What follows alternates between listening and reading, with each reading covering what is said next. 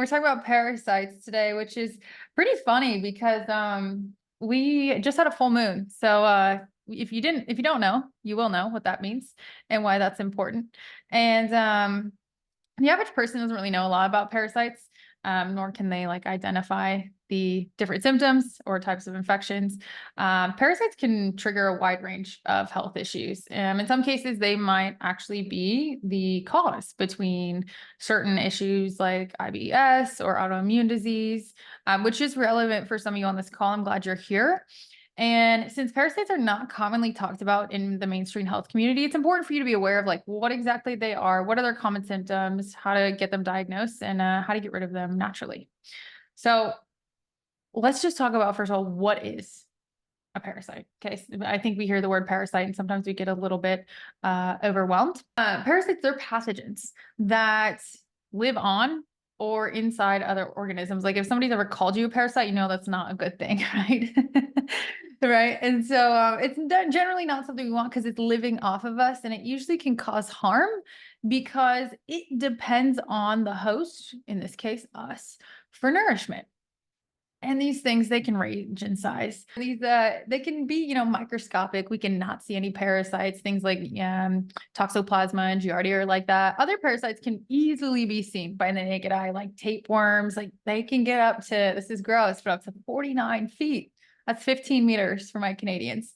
Some of these things, if the microscopic ones especially, that can wreak havoc on your system, they live in fat cells or red blood cells. Some of the bigger ones, they can actually live in between spaces of certain organ systems. They can invade the brain, they can invade the gut, the liver, the lungs, lymph, muscle, other organs and tissues. It's really interesting too. When they do autopsies on bodies, especially the brain right now, there's a lot of literature supporting that potentially some degenerative diseases are coming from parasites.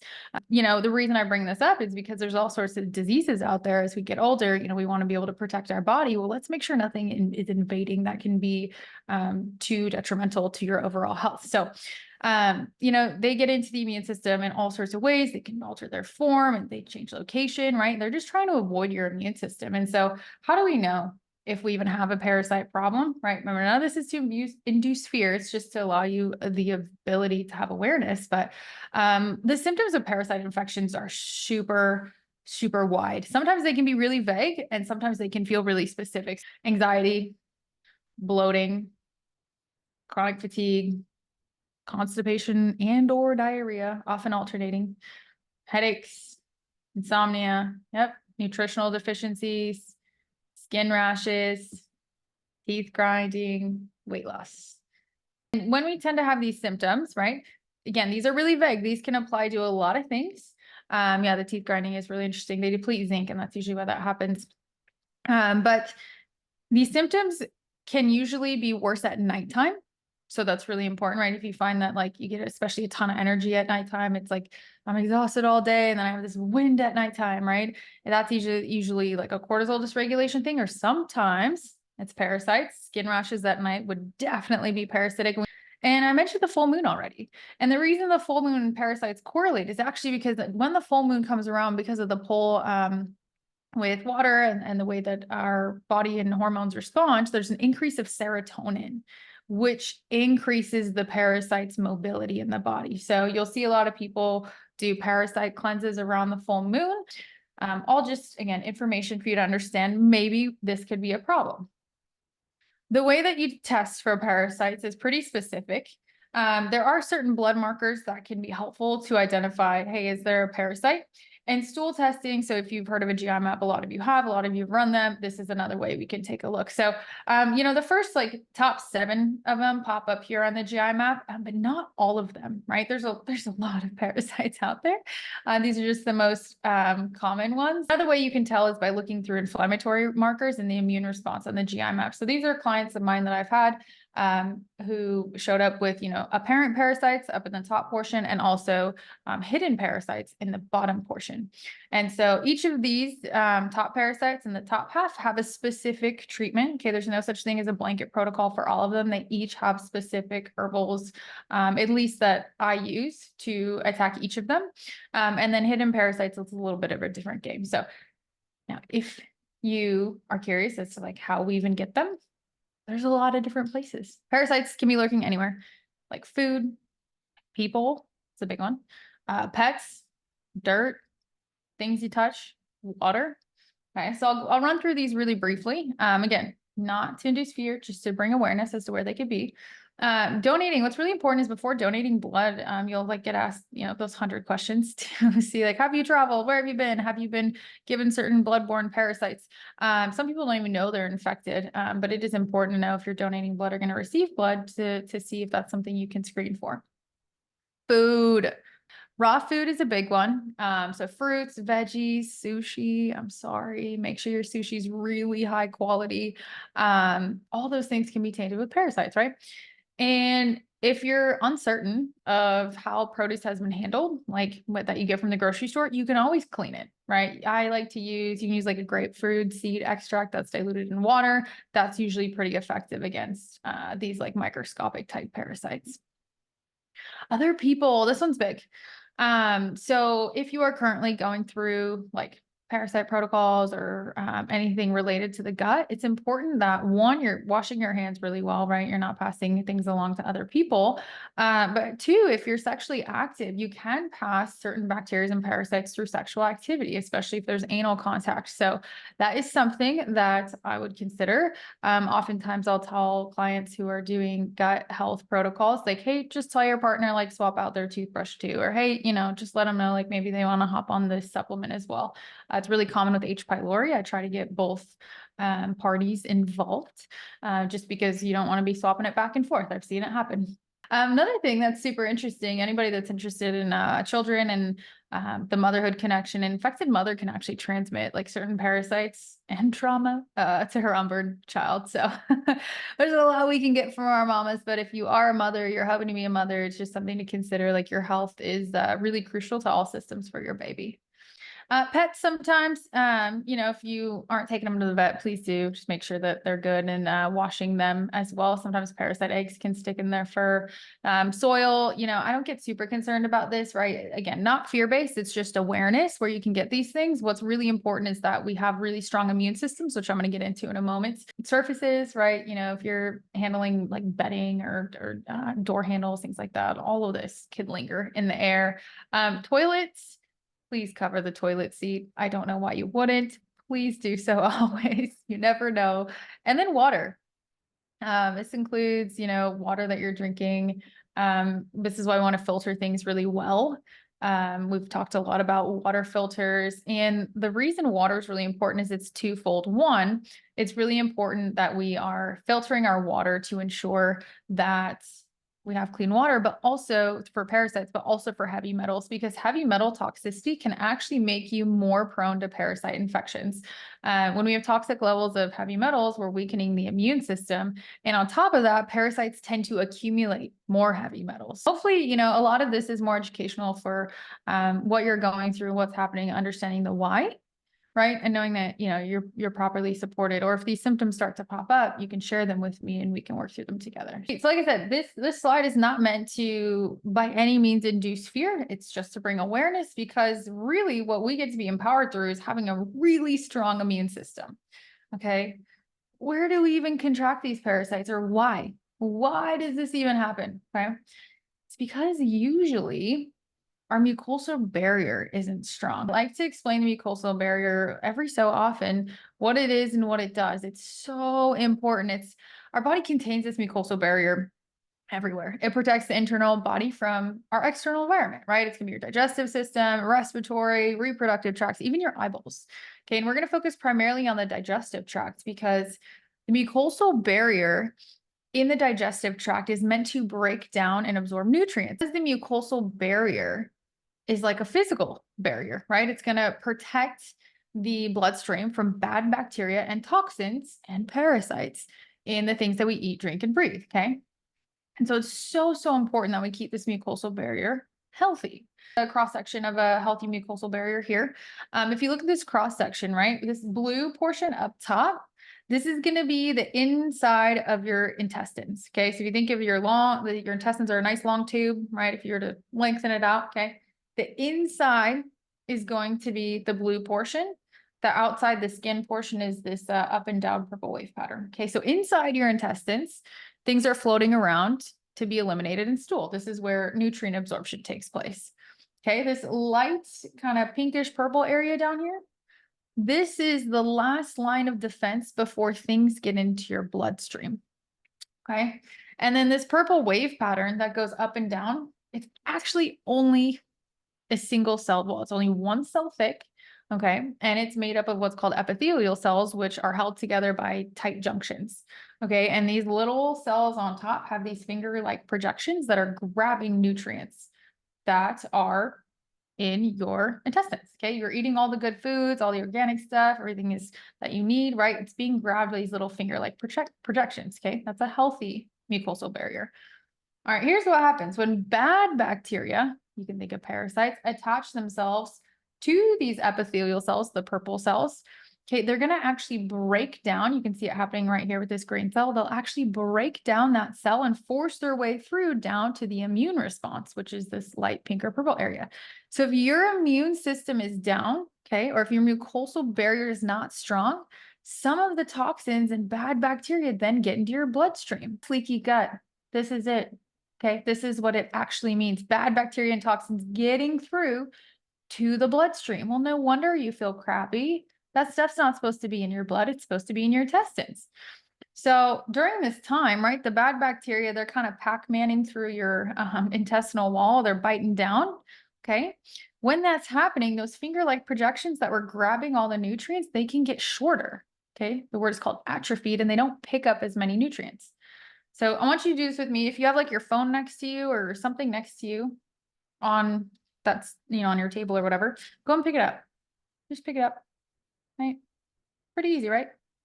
Okay, put it down. Okay, now I want you to make a fist just like this. Okay, now try to pick up the same object. You're like, Sierra, I can't do that. What are you doing, right? That's what's happening inside your intestines, okay? As they start to get damaged, those little microvilli, those finger-like projections, they get damaged. Can't pick up any nutrients, right? So difficult. No wonder I have mineral deficiencies. No wonder I don't feel good. I'm not actually absorbing the foods that I'm buying that are really expensive, okay? This is root cause healing, right? Because your mucosal barrier, when it gets damaged, it makes things way worse. Immune function, leaky gut, joint issues, thyroid problems. I'll see Hashimoto's triggered by leaky gut. And you can even develop an increase in food sensitivities. We talked about it before. Foods are not the problem, right? It's the state of the gut. If you're somebody who has 1 or 2 food sensitivities before, with leaky gut, you might have multiple.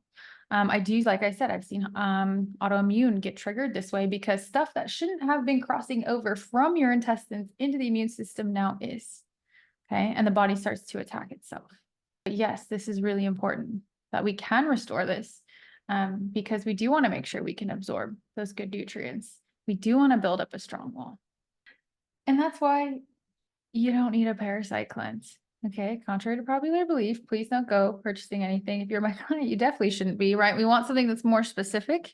Okay, we need to build up the mucosal wall. We need to eradicate things when it's appropriate, but this is just kind of my aside on parasite cleanses that are out there. My little shtick with parasite cleanses is they just lack specificity, right? I already mentioned different parasites require different treatments, and a generic cleanse might not target the specific parasite affecting an individual. There's also side effects if you're not draining well. If you're not draining well, meaning you're not detoxing well anyways, and we go in and we try to eliminate a bunch of parasite issues, well, then we've just let a bunch of parasites out, right? They're not moving anywhere and you're not going to feel very good. Okay. That can also cause issues with dehydration or electrolyte imbalances too, if you don't have proper drainage. Oftentimes it's just like not the root cause, which I just talked about with leaky gut. And it can actually impact the gut microbiome if you don't have a parasite issue, right? Which is why testing is always important. Let's talk a little bit about some of the things that you can do. I'm primarily going to focus on building up the gut lining, right? It's really important that we're able to do so because most of the reasons why we have any sort of gut issues, whether it's opportunistic or parasites or really just even inflammation, is because the mucosal barrier allowed for that. So the first thing is definitely nutrition. Probiotics are awesome. We want to make sure that we have the good or friendly bacteria. And Probiotics help with, well, they are like the good gut bacteria. They help maintain a healthy balance in the gut. And I always like to start with food first. So yogurts are fine, kefir, kimchi. I'm a huge sauerkraut fan. That's my favorite. And of course, there's supplementation that is probiotic specific as well. Prebiotics are, this is like a type of fiber that can't be digested by the human body, and it's used as food for the probiotics. So you have to eat, your probiotics have to eat as well. Really good prebiotic foods are chicory root, garlic, onion. I use those every day. Bananas, the less ripe ones, also have some prebiotic qualities too. Bone broth is awesome. Bone broth has glutamine in it. I love when I break a fast, like I'll do a fat source, then I'll do bone broth to help restore the gut lining, because the gut is most sensitive then to having glutamine introduced. I also like glutamine for that reason. For most people, supplementation with glutamine is a good idea. And if you do it on an empty stomach, it's more likely going to go to your intestinal lining versus like muscles. A couple of teas that are helpful. So I like peppermint tea. It's nice for just soothing digestive discomfort. And it, it contains menthol, which can help relax the muscles of the digestive tract, which can be helpful for moving things through. And it is anti-inflammatory. Ginger is also anti-inflammatory, but the cool thing about ginger is it actually stimulates the production of digestive enzymes, which you've probably heard of. Digestive enzymes, okay, I need that to digest my food. And that's going to help move food through your digestive tract efficiently as well. And a lot of people with a chronic stress response tend to have low enzymatic production. And so this is something that can be super, super helpful. Eating in a parasympathetic state, sitting down and chewing your food is so, so important. Even if you just do it one meal a day, that's better than doing it 0 right now. Okay. Eating without distractions. Okay? Making sure we're actually present with our meal. That's why I like to eat outside. Of course I love being out there, but it allows me to disconnect from whatever I'm doing. So even if you can't do this every day, all day long, just once, right? Or put the phone away, put the laptop away. Okay, it's really important. Okay, we'll talk about some supplementation. Some other things that can help for, natural protection. So when it comes to parasites specifically, if we're working on that, just like avoiding processed sugars is really important, because parasites love sugar. I always make the joke, like if somebody's trying to eat a cookie and they have parasites, I'm like, that's for your parasite, not you. It's why you get sugar cravings when you have some parasitic issues or gut issues in general, because they thrive off glucose-rich blood to function. So kind of refined carbs, like candida is very similar to, refined carbs come from all sorts of unsuspecting places, like condiments sometimes, flavored stuff like oatmeals and yogurts and those, on the go nutrition bars. To be completely safe, I always recommend things that are sweetened with stevia or monk fruit. Staying hydrated is important to avoid constipation. And the reason we do that is to be able to get some of this stuff out. Movement is the same reason. We want to make sure, at least walking so that toxins don't get backed up. And this isn't just for parasites. This is for everybody in here, right? If we're working on anything, we're working on making sure that we're eliminating any sort of toxicity. So movement is super, super important.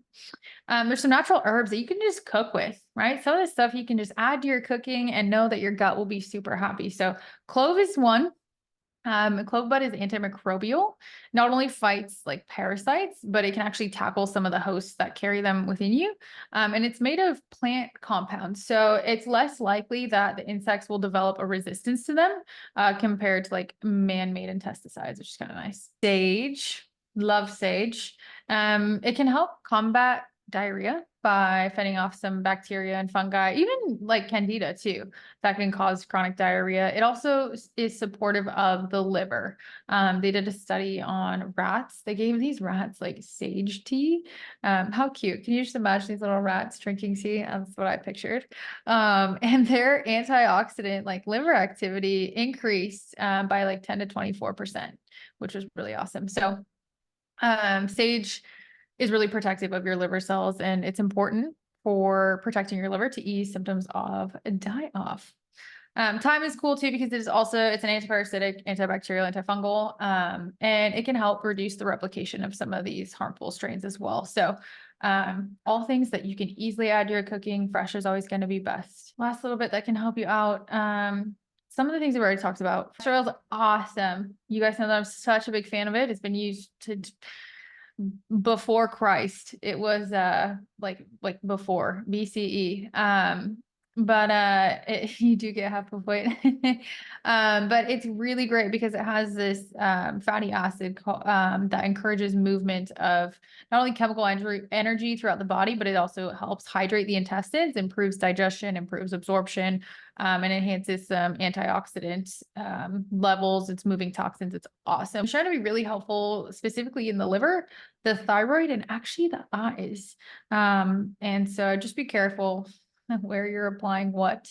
Oil in the eyes can be dangerous, but there's been some studies that have shown some improvements with eye conditions too. Gentle exercise, we've already talked about that for movement. Vagal nerve stimulation. So this is important. The vagus nerve is the main nerve in our parasympathetic nervous system.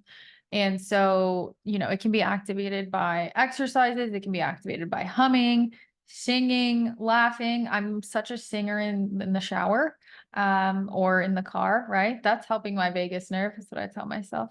And it's really important because it's going to activate your rest and digest system. And this is important because in order to digest, right, we need our vagus nerve to actually churn the food in the stomach. It's going to start causing motility, and it actually also produces stomach acid.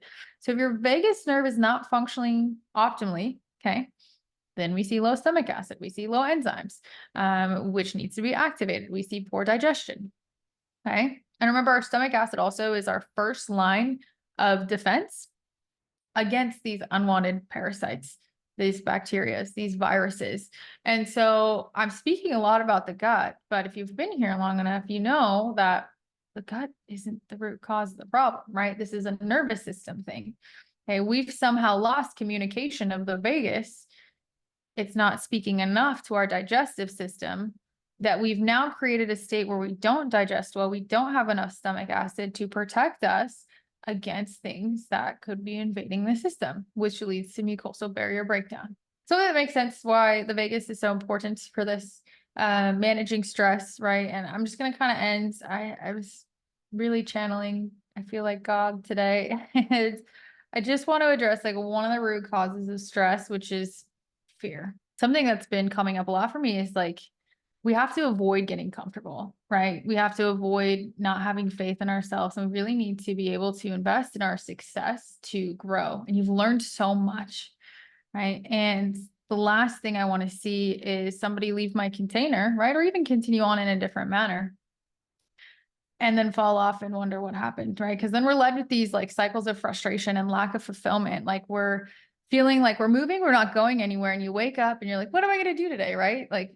it's not a life to be lived, right? I just, if you're here, just know, like, first of all, you being here is so courageous. It takes courage to get on the other side of your fears, because on the other side of your fears and going all in, I've had a lot of conversations one-to-one about this, of just like leaning into these processes, going all in on your healing. On the other side of that is literally everything you could possibly want. And I think what scares people most is like the thought of like, what if I push past all that fear? Like, what if I push past all this discomfort and I fail, right?